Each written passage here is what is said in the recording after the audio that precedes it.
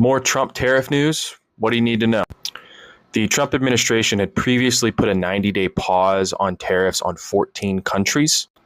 They announced again today that they will be continuing that 90-day pause because it was slated to be done pretty soon.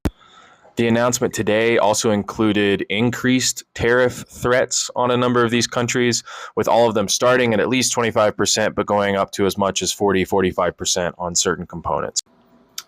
And in an interesting twist, the Trump administration actually created letters for all of these tariff announcements and are sending them reportedly to the countries themselves, which cool, I guess, but that's not really how these negotiations are conducted. I think it's just kind of a show.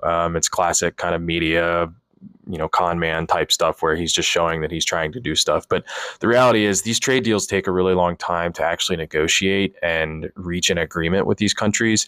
And this 90-day pause and continuing the pauses, I think some of the countries are just calling the bluff of the administration and realizing that, he's got midterms coming up. They're probably not going to want to raise prices on American consumers, so close to the midterms and really anger, a lot of his base potentially. So we'll see if any of these deals actually come to fruition. One interesting thing to note is that on this tariff list of 14 countries, 5 of them are China's top 20 for their trading partners. And that's Japan, South Korea, Thailand, Malaysia, and Indonesia. And I'll put the rest of the countries here that are on the tariff list. And the market has already reacted a little bit. Toyota shares went down earlier today. They've already kind of spiked back up again. I think, again, the market and a lot of these trading partners and countries may just be thinking this is all a bluff from the Trump administration trying to, bluster and act like they're doing things and threatening to, receive reciprocal trade deals. But that's just not really a reality. I do think, this in particular could be focused on China because of what I said earlier.